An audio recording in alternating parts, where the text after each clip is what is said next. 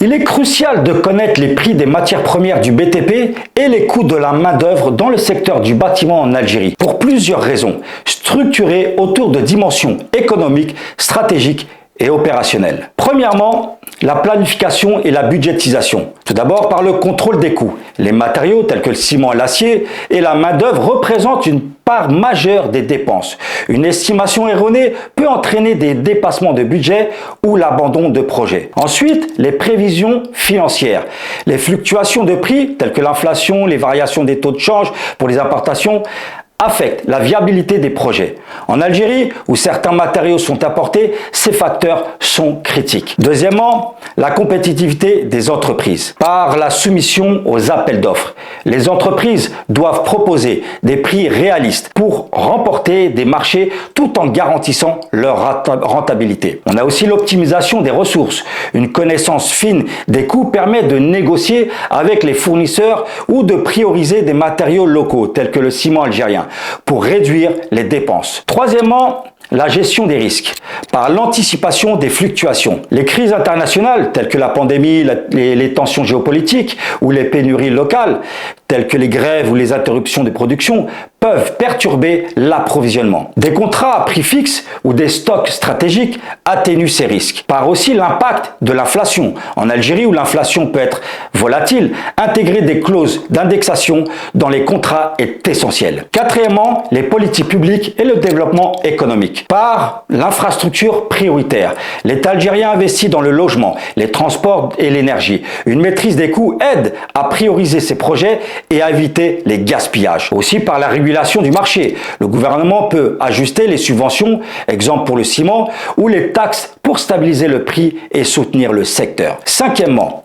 les enjeux sociaux et la création de l'emploi. Le BTP est un secteur clé pour l'emploi en Algérie. Ensuite, il y a aussi la formation professionnelle.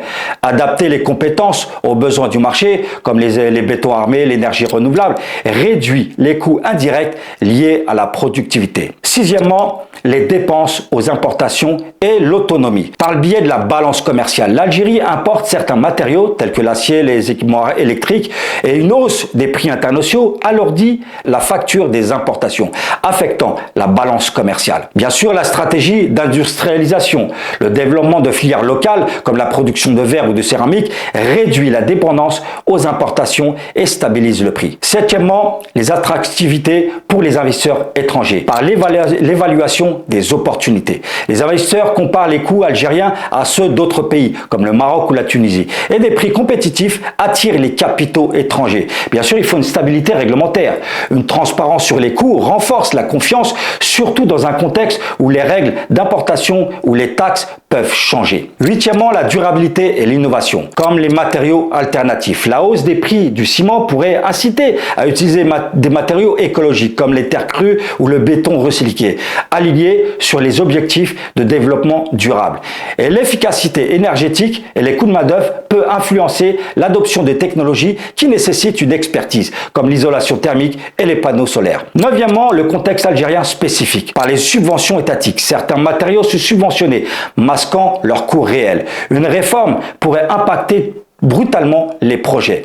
Et bien sûr, la dynamique urbaine. Une demande forte en logement exige une gestion efficace des coûts pour répondre aux besoins sociaux. Malheureusement, il y a aussi la corruption et l'informalité. Une partie des transactions échappe au contrôle de l'État, faussant les données officielles sur les prix et une meilleure transparence est nécessaire. En résumé, maîtriser ses coûts est vital pour la réussite des projets, la santé économique du secteur et le développement socio-économique de l'Algérie. Cela requiert une collaboration entre acteurs privés et pouvoirs publics et une institution financière pour créer un écosystème stable et prévisible. Pour plus d'actualités, consultez notre média bouillinfo.com et rejoignez-nous sur l'ensemble des réseaux sociaux.